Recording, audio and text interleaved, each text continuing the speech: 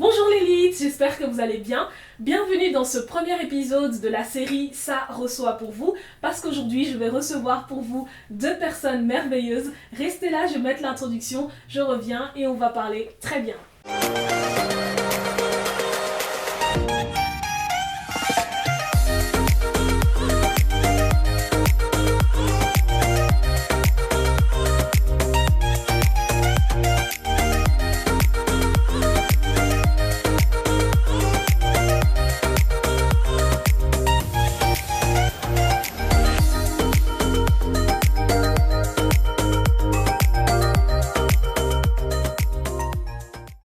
Alors, bonjour à vous.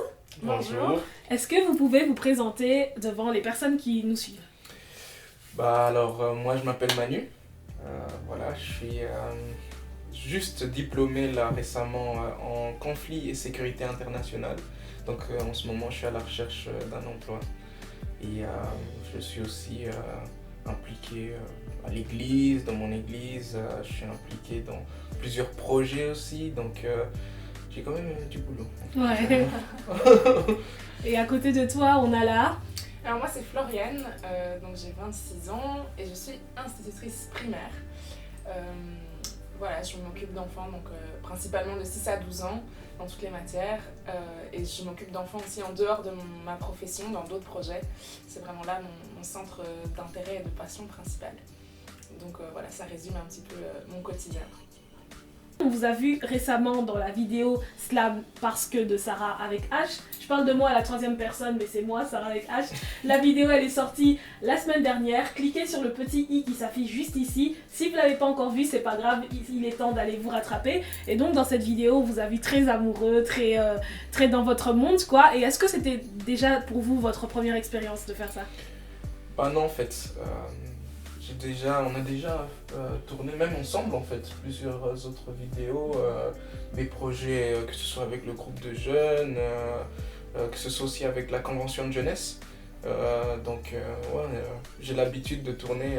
Je me souviens même d'une prof parce qu'on a eu des petits projets comme ça en secondaire, d'une prof qui me disait que je devais absolument faire du théâtre parce que voilà, elle aimait bien comment je jouais. Donc, c'est naturel. Ouais.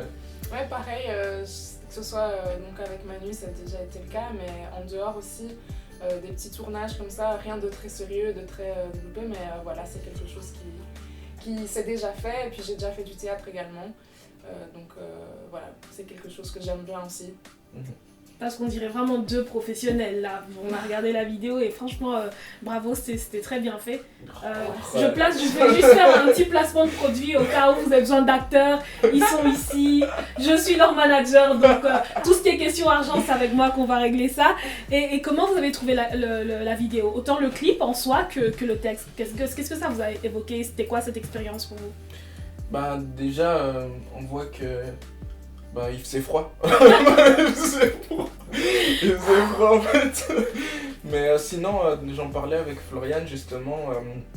J'ai bien aimé en fait ce côté un petit peu authentique comme ça et simple en fait dans la vidéo. Je pense qu'on vit dans une société où on aime bien ce qui frappe aux yeux, ce qui est un peu clinquant, ce qui brille. Et c'est pas toujours en fait le plus important, ce qui est, j'allais dire, général quand on est amoureux, quand on vit avec quelqu'un, quand on est avec quelqu'un. Je disais à Floriane, j'en parlais avec elle, que apprendre à aimer ce qui est simple, c'est vraiment, je crois, l'une des choses les plus importantes, en tout cas en termes d'amour et de couple. Les moments de qualité, quoi. Ouais. Dans la vidéo, en tout cas, au niveau des images, on voit vraiment des images de moments de qualité. Et donc ça, c'était un point vraiment marquant et positif qui nous ressemble en fait. Et sinon, au niveau du texte, moi j'ai trouvé que ce texte il est très bien écrit. Hein. On connaît ta plume. On connaît ta plume. Sarah avec H. Sarah avec H. On connaît ta plume. D'ailleurs, si vous n'avez pas vu les autres vidéos, elle a fait d'autres textes, tout ça. Allez cliquer. Mais sinon, je pense qu'on aura l'occasion de rentrer plus en profondeur. Mais le texte c'est impressionnant en fait. Je trouve qu'en plus, je pense que je te l'avais dit la première fois, écrire en français, pour moi c'est un autre level que écrire en anglais ou peut-être dans d'autres langues que je maîtrise moins, donc je peux pas dire grand chose dessus, mais je trouve que pour pouvoir écrire en français, il faut maîtriser la langue à un niveau subtil, et que t'as vraiment ce don-là, et c'est frappant en fait, c'est pouvoir parler aux gens dans un langage qu'ils comprennent, mais de manière sophistiquée et artistique, donc c'est pas rien, et donc moi j'admire vraiment cette capacité-là d'écrire si bien. C'est à ce moment-ci que je rougis normalement, mais vous ne voyez pas trop. Et justement, par rapport au texte, en fait, moi, quand j'écris ce texte, pour ceux qui ne l'avaient peut-être pas compris tout de suite, en fait, je l'ai écrit en calquant la relation de Dieu, de Christ avec l'épouse, puisque c'est une relation d'amour, quelque part. Et aussi, pour imaginer la relation qu'un homme peut avoir avec une femme. Mais je trouvais que dans ce texte, la difficulté, c'était justement de jouer les deux, en fait, de jouer sur les deux plans, parce qu'il y a des particularités qui ne sont que pour la relation avec Dieu et ses enfants, et des particularités qui ne sont que pour le couple en fait. Et justement, j'aimerais qu'on en discute un peu. Est-ce que vous avez trouvé dans le texte des phrases ou des moments où pour vous c'était pas très bien expliqué ou c'était ambigu? Moi en fait, il y avait dans le texte, je trouvais que c'était très romantique, évidemment, c'était aussi c'est sur l'amour forcément.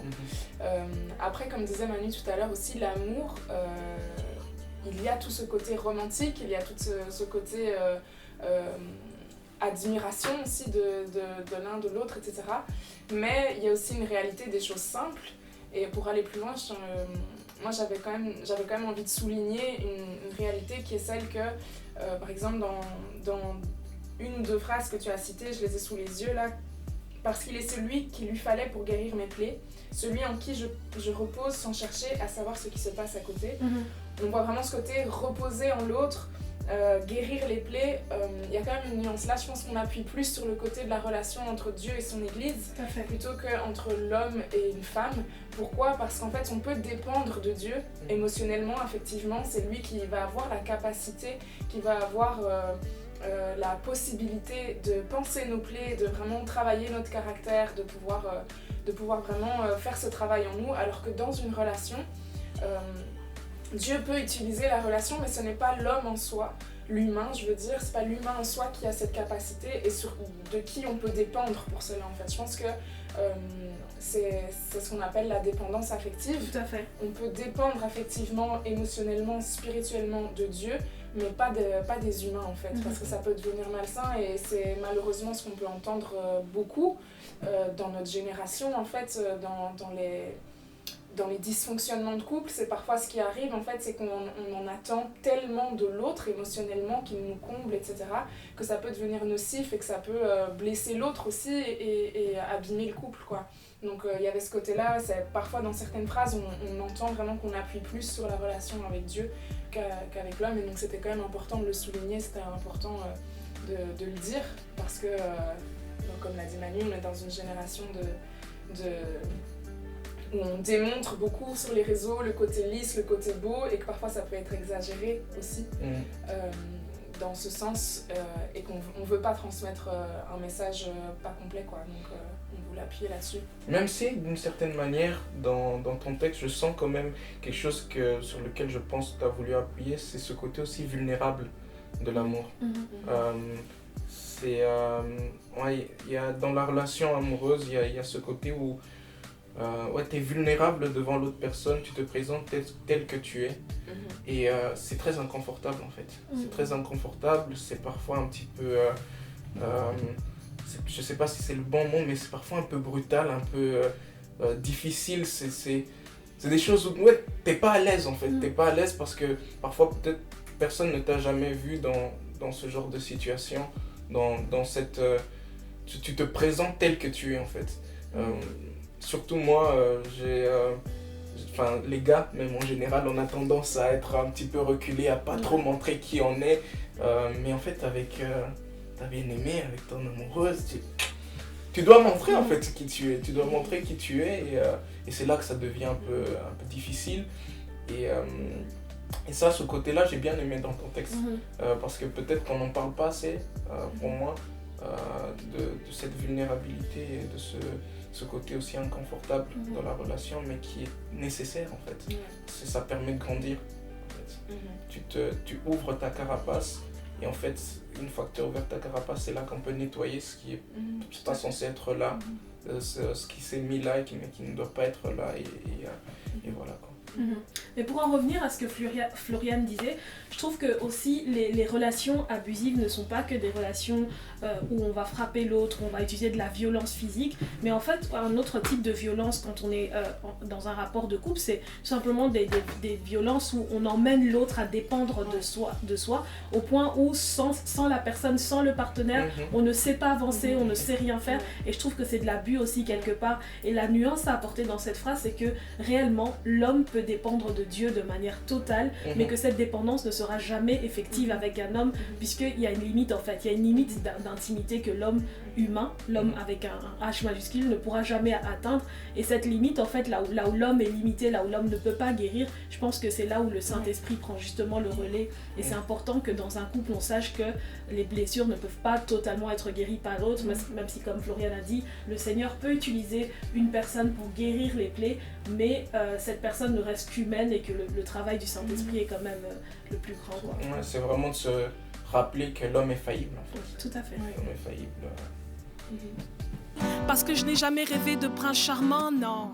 Dans mon conte à moi, il n'y a ni belle-mère, ni sorcière, mais une vie sincère où la beauté des mots rejoigne les sentiments. Manu et Floriane, vous êtes un couple récemment marié, mariage Corona, en plein dedans. Et juste une toute petite question, c'est celle de savoir pourquoi avoir choisi de se marier aussitôt en fait. Parce qu'on a des personnes qui attendent la trentaine, qui vont un peu enjoy, on va profiter de la vie, on va encore faire des sorties. Pourquoi avoir fait le choix de se marier aussitôt aussitôt? Tu as 26 ans, comme tu as dit, et... 25. 25, donc pourquoi avoir décidé de se marier aussitôt? Tôt, déjà, c'est... c'est relatif, ouais. Tôt, c'est relatif. C'est relatif, mais déjà, la première raison, c'est en fait l'amour. C'est que... on s'aime. L'amour n'attend pas. L'amour n'attend pas, quoi. C'est qu'on s'aime, et je réfléchissais à ça. Je suis pas quelqu'un qui croit forcément ou qui s'inscrit dans cette vision de l'âme sœur. Je trouve que intellectuellement, moralement, rationnellement, ça n'a aucun sens pour moi. Mais en fait, une fois que j'étais amoureux de Floriane, en fait, ce genre de choses, tu commences à te rendre compte, ouais, peut-être que c'est vrai, en fait, tellement cet amour est fort, tellement tu te dis, ouais, peut-être que c'est pas possible d'avoir ça avec quelqu'un d'autre, d'avoir cet amour avec quelqu'un d'autre. Donc ouais, l'amour en fait, c'est la première raison pour laquelle on s'est mariés. La deuxième chose, c'est la conviction en fait. Je crois qu'avec l'amour, il y a aussi une conviction qui vient. On était vraiment convaincus que c'était le bon moment pour nous de se marier, pour nous de faire ce pas-là. À ce moment-là, je crois qu'on aura l'occasion d'en discuter un peu plus tard, mais cette conviction aussi, elle réussit à tenir malgré les obstacles. Parce qu'il y a des obstacles qui viennent et qui se placent devant la conviction, mais tu réussis à passer au-dessus à cause de cette conviction qui est là et qui est solide en fait. La troisième raison, c'est aussi notre foi. Ça faisait longtemps qu'on était ensemble, qu'on se fréquentait, et comme la Bible dit, à un moment, cet amour-là, c'est logique que ça brûle à un moment aussi au niveau physique, qu'on a envie d'être ensemble physiquement, et la Bible nous conseille à ce moment-là aussi de se marier. Dans Corinthiens 7, c'est Paul qui l'écrit dans cet épître, vraiment de se marier quand ça brûle. Alors est-ce que tu es en train, excuse-moi de te couper, est-ce que tu es en train de dire à tous les jeunes qui brûlent de se marier? Il y a un quatrième point qui arrive. Il y a un quatrième point qui arrive, et le quatrième point, c'est justement la faisabilité en fait. Okay. Non seulement on brûlait, mais aussi c'était une question aussi de contexte. On était prêts à se marier, on avait les finances pour se marier, on avait un plan qu'on pouvait présenter à nos familles en disant voilà comment est-ce qu'on va vivre, voilà ce qui va se passer. Donc ça fait aussi partie de ce qui nous a permis de nous marier. En termes de faisabilité, désolé, c'est aussi le côté examiner en fait nos plans de vie. Nos plans de vie à chacun, ce qu'on a reçu, mais aussi ce qu'on désire faire de nos vies et voir si c'est faisable, si c'est compatible en fait dans nos plans de vie. Et puis est-ce que dans nos priorités aussi, pour que ces plans de vie puissent s'accomplir, est-ce qu'on a assez avancé? Est-ce qu'on se connaît assez nous-mêmes? Est-ce qu'on peut dire en fait que dans notre relation, c'est pas seulement des sentiments, mais c'est un choix? C'est un vrai choix en fait, c'est pas juste une sensation que j'ai envie de vivre avec l'autre, mais je peux choisir en ayant raisonné, en ayant réfléchi, que la personne ici, c'est quelqu'un avec qui je peux faire ma vie en entier aussi. Parce que pour nous, le mariage, c'est pas seulement une jolie cérémonie, pouvoir acheter une robe de mariée et avoir une fête de l'amour, comme on peut entendre. Mais c'est un réel engagement en fait. Donc il y a cette derrière le mot faisabilité, il y a aussi tout cet examen, toute cette réflexion qui est importante et qui complète la conviction en fait. Qui complète la conviction, ça doit aller ensemble en fait. Ça doit vraiment aller ensemble, qu'il y ait des sentiments, donc l'amour, qui est une conviction, mais qui est aussi une faisabilité. Et donc on en était arrivé à ce point où ces points se remplissaient et donc on n'avait pas vraiment de raison autre que justement ce qu'on entend autour de nous, d'attendre encore, mais attendre pour attendre, ça n'avait pas de sens pour nous. Donc voilà. Okay. Et donc en fait à toutes les personnes qui nous suivent, à toi qui es jeune et qui veut te marier, tu as entendu les 4 points qu'ils ont mis ici, ça peut être une checklist tout simplement pour toi, pour voir si tu rentres, c'est pas les seuls, et chaque couple a sa particularité, clin d'œil à mon poème, et chaque couple a son histoire, donc du coup je pense qu'il ne faut pas forcément se calquer sur ce qu'ils viennent de dire, mais c'est des points quand même clés et importants, surtout la différence que tu as fait entre les sentiments, le simple fait d'avoir des sentiments et le fait de prendre des choix. Je pense que ça c'est vraiment important. Mais dites-moi, quels sont les challenges qu'on rencontre en voulant se marier jeune? Parce que je pense qu'il y en a, comme toute étape de la vie, mais relativement par rapport au mariage des jeunes, c'est quoi le challenge?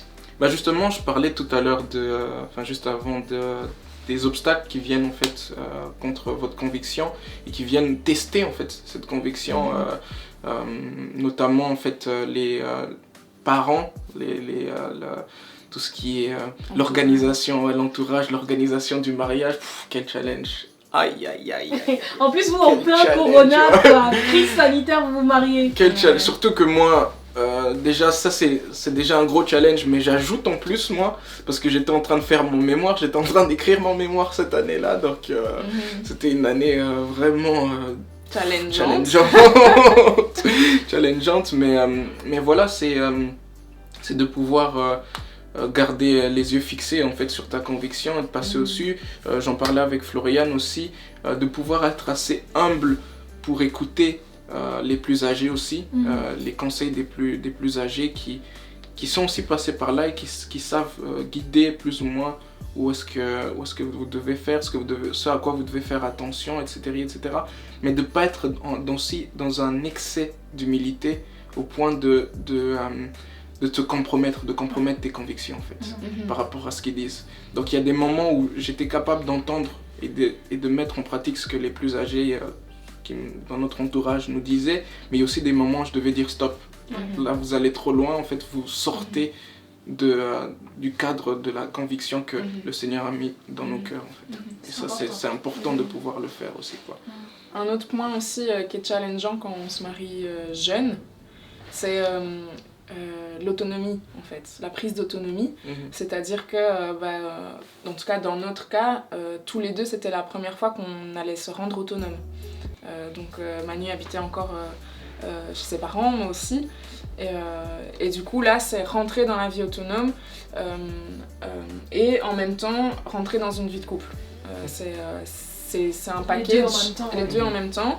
Après, dans l'autre sens, c'est challengeant aussi. On entend beaucoup de personnes qui, vu qu'ils avaient déjà pris leur autonomie, retourner dans un foyer où on est plusieurs à fonctionner, etc. C'est aussi un challenge. Donc dans les deux cas, je pense qu'il peut y avoir des challenges, mais il y a ce côté autonomie, donc gestion d'un foyer, mais aussi gestion financière, gestion administrative, toutes ces choses-là en fait qui avant, ça dépend des personnes, des parcours, mais en tout cas peuvent, quand on est plus jeune, arriver plus fréquemment. Donc voilà, ça c'est un challenge et c'est là aussi qu'il faut se préparer et ça fait partie des critères de faisabilité dont je parlais tout à l'heure. Est-ce que tu es aussi apte et la personne avec qui tu te mets, est-ce que vous allez être apte à gérer votre autonomie, parce que le mariage est une prise d'autonomie, quoi. Ouais. Tout à fait. Un dernier point peut-être, si tu as quelque chose d'autre à ajouter, c'est le contentement en fait. Ça on l'a vécu durant toutes nos préparations, c'est cette capacité aussi à pouvoir te contenter de ce que tu as. Parce qu'on rêve beaucoup. On a des rêves au niveau du mariage, surtout les femmes. Nous les gars, on n'a pas pris cette habitude-là de nous projeter comme ça pour le mariage, mais Florian, il y avait toute une vision, vraiment un programme pour son mariage, elle rêvait vraiment de quelque chose, mais d'avoir cette capacité aussi de pouvoir se dire non, je peux pas, je dois me contenter de ce que j'ai en fait, de ce que j'ai, de ce qui est possible de faire. Et ça, c'est un challenge. En temps de corona aussi, ouais, ça a joué beaucoup, aussi, ouais. Mais je pense qu'en temps normal aussi, ça aurait été le cas. Et puis ce contentement, là on parle de la forme du mariage, mais dans le fond aussi, dans le sens où on en discutait, on peut avoir des ambitions de ce à quoi doit ressembler notre vie de couple, notre vie de foyer, etc. Et c'est bien d'en avoir, mais il faut pouvoir se contenter par les étapes en fait. C'est pas quelque chose qui, dès le départ, en fait, tu vas avoir la vie de film. Ouais. En fait, de nouveau, on reparle de cette génération. Il y a beaucoup d'images. C'est ce qu'on nous a montré. C'est ça. Cendrillon, c'est Cendrillon, la fille avec les chaussons. C'est ça, en fait. Elle est passée de tout ou rien en une journée. En une journée, c'est ça. Et c'est dangereux. Et puis aussi parce qu'on entend beaucoup que le bon côté sur les réseaux, etc., des couples, tout ce qui se passe bien, tous les moments romantiques, etc. Mais savoir se contenter, en fait, que c'est un processus. Je pense que le couple, je pense que c'est l'outil numéro 1 de Dieu pour travailler le caractère en fait. C'est-à-dire que là où tu as des failles, là où tu as besoin d'humilité, où tu as besoin de pouvoir gérer tes émotions, là où tu as besoin, enfin voilà, tout ce qui est en fait le couple et puis le mariage encore dans une autre étape, c'est vraiment l'outil numéro 1. Donc il faut pouvoir se contenter en fait de ça et vraiment être humble pour pouvoir avancer ensemble quoi. Et du coup, vu qu'on parle challenge, je vais vous en donner un. En une phrase, quel est le conseil que tu peux donner aux jeunes qui nous suivent, qui t'entendent, qui ont envie de se marier? Une seule phrase pour les deux. Ta phrase? Ah là là, ça c'est un sacré challenge que tu me donnes là. On n'est pas fort en synthétique. Ouais. T'inquiète, je suis dedans. C'est vraiment pas évident, mais je vais peut-être parler pour nous deux, c'est en fait de pouvoir être suivi pour le mariage. Je parlais justement des conseils des aînés. Ça fait plus d'une phrase, mais on y va quand même. Je vais juste expliquer rapidement. Rapidement, c'est juste pouvoir être suivi parce que on se prépare pour beaucoup de choses dans nos vies. Et le mariage, c'est l'une des choses les plus importantes, mais on remarque qu'on ne se prépare pas assez en fait pour le mariage. Donc de juste pouvoir être suivi par les plus âgés, il y a tout un tas de procédures ou de processus pour être suivi, mais c'est important en fait de le faire.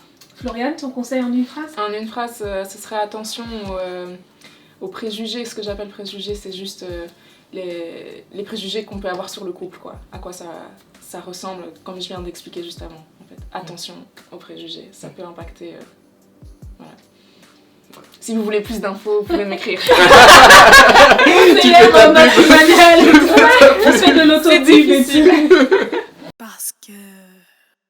Alors Manu et Floriane, vous avez fait quelques allusions à votre foi, on a donc compris que vous étiez croyants, vous êtes chrétiens. Mais ma première question par rapport à ça, c'est est-ce que vous l'avez toujours été? Est-ce que vous l'avez toujours été à la naissance, je veux dire, dans votre jeunesse? Et est-ce que vous l'étiez au moment de votre rencontre? Je vais commencer aujourd'hui. Je peux commencer.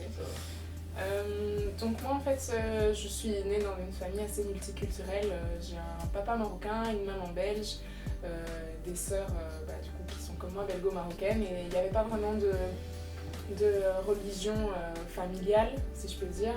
On a été influencés par plusieurs cultures, mais on a aussi eu cette liberté en fait de pouvoir faire notre chemin. Et donc non, forcément, j'ai pas grandi dans l'église ou quoi que ce soit. C'est plutôt parce que je suis arrivée dans des camps d'été, des camps de vacances en été, qui étaient organisés par l'église dans laquelle je suis actuellement, que j'ai commencé à aller petit à petit à l'église pour revoir les personnes du camp. Et puis là, c'est vraiment là que j'ai fait ce choix personnel de devenir chrétienne. Et je l'ai fait en fait à 16 ans. À 16 ans, et en fait Manu il était dans les camps aussi quand on était petit, donc entre guillemets notre rencontre quand on était enfant, moi j'étais pas spécialement chrétienne, et puis quand on a plutôt plus tard quoi, quand on a grandi que j'ai fait ce choix là. Donc comme elle dit, on était ensemble dans les camps d'enfants. En fait je m'en suis rappelé, je crois il y a quelques mois, parce que je me souvenais pas, je savais que le premier camp que j'ai fait, parce que je suis né au Congo, mais quand je suis venu en Belgique, c'est le premier été, j'étais à ce camp-là et j'étais revenu du camp avec un monsieur super gentil. Et je me souvenais pas c'était qui ce monsieur, mais en fait c'était son papa. Oh, ouais, c'était la son belle papa. histoire. Vous voyez ce genre d'histoire, ça m'inspire moi. Coming soon, un livre, une histoire de camp. Vous voyez, un truc du genre et tout ça. Donc à toutes les personnes qui organisent des camps chrétiens, vous savez que ça fonctionne pour... Et donc c'était son papa, et je me suis souvenu après, je me suis dit mais oui, j'étais rentré avec vous en fait la première fois. Et donc à ce moment-là, voilà, on était... juste des campeurs, bon, on se connaissait pas vraiment, et c'est plus tard qu'on s'est rencontrés. Mais moi j'ai grandi dans une famille chrétienne, mes parents ils ont toujours été chrétiens, et donc ouais, j'ai grandi à l'église, mais un petit peu j'ai eu mon chemin aussi parce que ma mère a toujours voulu nous donner cette liberté en fait, que ce soit un choix personnel pour chacun des enfants dans la famille. Et donc moi j'ai eu aussi mon petit bout de chemin, et c'est vers 15 ans que j'ai vraiment pris la décision de suivre Jésus et d'être un disciple de Jésus. Et donc avant ça, voilà, j'allais dans les camps, j'allais à l'école du dimanche, mais sans plus quoi. C'est à 15 ans que j'ai fait ce choix-là. Mais quand on s'est mis ensemble plus tard, là du coup on était déjà tous les deux chrétiens, ouais. Mais vu qu'on se connaît depuis beaucoup plus longtemps, bah, forcément c'était pas le cas au moment de la rencontre. Ouais, voilà. Mais je trouve ça très beau en fait, et je trouve ça même limite audacieux dans ce monde où il y a beaucoup de choses qui est proposées à la jeunesse, il y a tellement de propositions, tellement de dérives que les jeunes peuvent connaître. Se dire que je vais accepter Christ aussitôt à 15 et 16 ans, c'est vraiment un bel acte de foi non seulement, mais aussi un très bel exemple, puisque comme j'ai dit, il y a beaucoup de jeunes qui regardent cette émission, et donc pour eux c'est vraiment un beau message de courage et d'espoir, parce qu'il faut de l'audace pour suivre Christ dans un monde actuel, quoi. Ah ouais, je me souviens, j'ai une histoire que j'aime bien raconter, mais qui m'a tellement marqué. J'étais en troisième secondaire, et c'était en cours de religion, et le prof de religion demande qui veut se préserver avant le mariage. Et il a vraiment séparé la classe en deux, ceux qui veulent se préserver à droite et les autres à gauche. Et j'étais le seul à droite, devant toute ma classe. Et après on devait justifier en fait notre position. Troisième secondaire, la pression du groupe, tout ça. Franchement, c'est à ce moment-là aussi que tu remercies ta mère de t'avoir éduqué et de t'avoir donné un caractère. Non mais quoi que ça fonctionne, oui, ça fonctionne. Parce que ce que l'on répète aux enfants, on répète ce que la Bible dit, on enseigne l'enfant dès qu'il est en bas âge, et quand il grandira, il se souviendra de cet enseignement, et c'est vraiment ça. C'est vraiment ça, parce que à ce moment-là, t'as toute la pression, tout le monde qui me regardait, mais ce qui est beau, c'est qu'une fois que j'ai terminé d'expliquer pourquoi est-ce que je voulais attendre, quelle était ma conviction par rapport à ça, il y a une fille qui était de l'autre côté, qui est venue de mon côté, et ça, quand j'ai vu ça, c'est là que je me suis dit waouh. Ça c'est beau. Ouais, et c'est vraiment un bel acte en fait c'est marquer c'est marquer sa conviction, marquer sa foi, et se dire quoi qu'il en soit moi je tiens, et c'est vraiment ça. Donc si t'es jeune et que tu regardes cette émission, une fois de plus, n'aie pas honte en fait devant tes collègues à l'université, à l'école, c'est vraiment pas grave du tout, même c'est courageux de pouvoir affirmer ses convictions, et c'est beau de le faire. Si je peux juste me permettre d'un petit mot, c'est que effectivement je pense que surtout en secondaire, à l'université aussi, mais surtout en secondaire, c'est peut-être la période la plus dure au niveau de pouvoir, comme Manu a dit, il y a la pression du groupe, il y a aussi c'est le moment où tout le monde fait plein de découvertes, et toi t'es là et tu dois tenir, en fait c'est le moment où je pense que c'est le plus dur de tenir. Et si je veux juste encourager les jeunes, c'est sur l'importance en fait justement de l'entourage et de bien s'entourer. S'il y a un groupe de jeunes dans ton église, tant mieux, mais sinon utilise aussi peut-être les réseaux et les autres événements chrétiens pour vraiment avoir un entourage aussi où on peut s'encourager les uns les autres à tenir là-dedans, parce que ça joue énormément. Je pense que seul, c'est beaucoup plus compliqué. c'est beaucoup plus compliqué. Donc voilà, c'est un petit encouragement. C'est vrai. Et donc, trouve-toi ton partenaire chrétien, trouve-toi ton partenaire de prière parce que ça aide beaucoup. Vous vous êtes trouvés en tant que partenaire chrétien et quelle est la place de votre foi chrétienne dans votre mariage? Je crois que vous l'avez vu qu'on est un couple, comment on appelle ça, métissé, mixte, et ça veut dire qu'il y a encore plus de défis. Il y a parfois des perspectives différentes sur la vie. Bon, c'est vrai que même quand c'est pas forcément un couple mixte, tu as grandi dans une certaine culture, quelqu'un d'autre a grandi dans une autre, mais encore plus quand c'est si différent, parce que comme elle a dit, elle est belgo-marocaine, moi je suis congolais. Donc d'avoir en fait ce que la foi chrétienne nous donne, c'est qu'on a un socle en commun. On a vraiment un socle en commun et ça c'est super important parce que du coup en fait au niveau de nos décisions, de nos discussions, on revient sur ce socle en fait. On revient sur ce socle pour savoir mais où est-ce qu'on va se diriger, comment est-ce qu'on va se diriger. Et sans ça je pense que c'est une difficulté, une très grosse difficulté en plus pour le mariage et le fait d'avancer en fait dans ce compromis en fait du mariage, parce que c'est toujours un compromis, c'est l'un veut quelque chose, l'autre veut quelque chose, mais on essaye de trouver le juste milieu et en fait souvent le juste milieu il vient justement par la parole, parce que la Bible nous dit et on sert un Dieu, j'aime trop le dire, mais on sert un Dieu tellement équilibré toujours dans le juste milieu, dans ce qui est juste en fait de faire. Et donc ouais, ça c'est ce que la foi nous amène. Et un deuxième point aussi, c'est il n'y a rien à faire en fait. Dieu est un secours pour nous, individuellement, mais aussi en tant que couple, que foyer, dans le sens où, comme on a dit tout à l'heure, l'homme est limité, l'humain est limité, donc il y a des situations, parce qu'on est humain et que c'est une relation humaine, où on est limité. Où je vais pas pouvoir répondre à tous les besoins de Manu va pas pouvoir répondre à tous mes besoins, mais on peut faire appel à Dieu ensemble en fait. On peut faire appel à Dieu ensemble et on sait sur qui compter. Et aussi le troisième point que je soulignerais beaucoup, après on pourrait faire 2 heures de vidéo là-dessus, mais c'est surtout ces points-là. Le troisième point qui me vient directement, c'est l'humilité en fait. Notre foi nous humilie, dans le sens où on va pas chercher nos intérêts personnels et on va pas vouloir imposer dans nos discussions, dans nos conflits, parce qu'on en a aussi. Ça nous aide à nous humilier en fait, à être honnête et à rechercher la vérité. Et en fait ça c'est une attitude que la foi nous apprend et en fait je pense que ça nous aide beaucoup en tant que couple. Sans arrêt, c'est l'une des bases de la foi chrétienne, c'est la repentance. Donc dans le couple la repentance c'est super important, cette capacité de pouvoir te remettre en question, de remettre ton comportement en question, c'est vraiment super important. Vraiment. Et du coup, tout à l'heure, je vais donner un challenge avec une phrase. Je vais finir avec un challenge sur un mot. Oula. Quel est le mot de ta foi chrétienne que tu penses qui doit être central pour un couple, un jeune couple marié?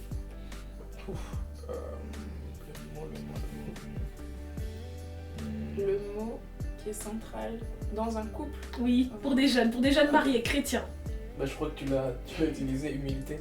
Humilité. Moi j'aurais dit honnêteté. Ça va ensemble. Ouais. Parce que je pense que dans le chemin que j'ai emboîté dans la vie, il est celui avec qui je veux vivre l'euphorie et mourir dans un fou rire. Ok, là on a écouté de la partie conseil, on était un peu en un truc un peu plus sérieux. On va finir sur une note assez agréable puisqu'on va faire un petit jeu et on va voir qui de vous deux va remporter tout simplement. Alors première question, qui de vous deux a dit la première fois je t'aime?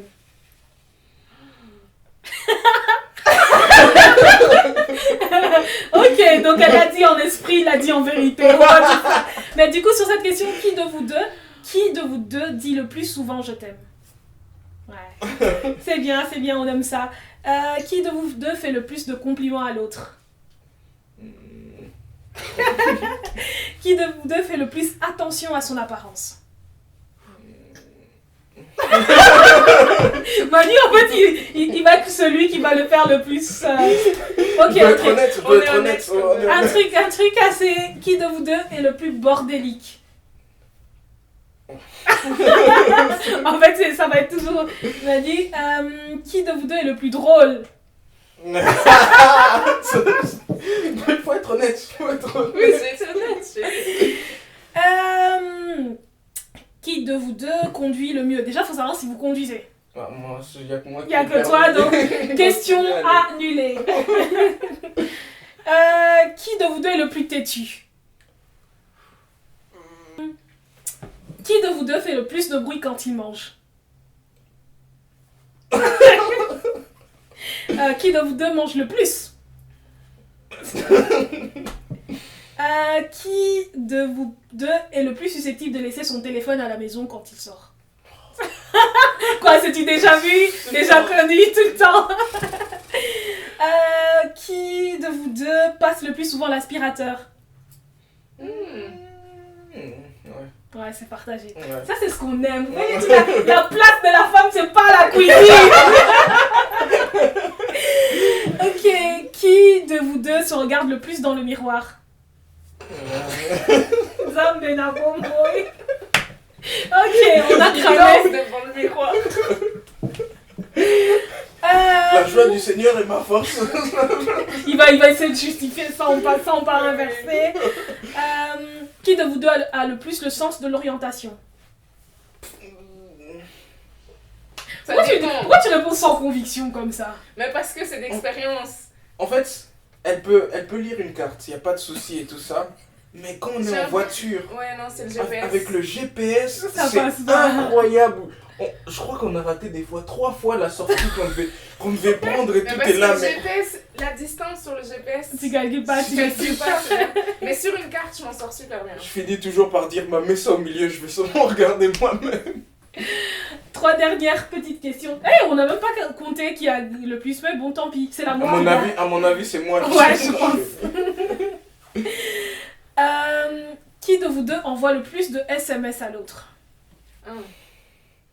Ouais. Bah oui. Bon, je te fais confiance. Je sais pas. Plein d'SMS. Et en fait, ce qu'elle aime bien faire, c'est au lieu de faire un SMS avec toutes ses idées, c'est qu'elle va t'en faire 10. Bam, bam. Mais c'est la base, c'est ça. Non, on voit un SMS avec tout ce que t'as en tête. Avant-dernière question, qui de vous deux garde mieux les secrets? Ouais, en fait. Partagez. Ouais, parce que... En fait, je dis pas beaucoup de gens, mais j'ai des gens, tu vois, des personnes... Je suis tellement proche que... On parle presque tous les jours, donc... Alors ceci, bon, je vais dire que c'est l'avant-dernier avant de dire qui de vous deux est le plus impulsif. Non, elle est pas convaincue que c'est elle. Ouais, moi je dirais les deux. Non, t'as menti. Je vais pas sortir les exemples. Hein. Tribunal, ce soir tribunal. Tu as ta forme d'impulsivité qui n'est pas la même que ma forme, mais tu as une forme. Non, c'est très grave, On a parlé de netteté. Alors, qui de vous deux demande en premier pardon? C'est mignon. C'est vrai. J'ai envie de finir avec cette note comme ça, mais non. On va finir avec le tout dernier. Qui de vous deux a la capacité de faire un bisou en ce moment-ci? Capacité de faire un bisou? Bah, tous les deux. Bah oui. Je vous remercie tous d'avoir regardé cette émission. J'espère que vous avez aimé et qu'il y a au moins une chose qu'ils ont dit que vous avez appréciée. Si oui, n'hésitez pas de partager la vidéo, n'hésitez pas de la relayer avec un jeune, une personne qui pourrait être intéressée par ça. On s'abonne à ma chaîne YouTube, vous savez comment ça se passe la chanson. On aime, on s'abonne et on partage. Merci à vous, à dimanche prochain. On se retrouve pour d'autres épisodes. C'était Sarah avec H.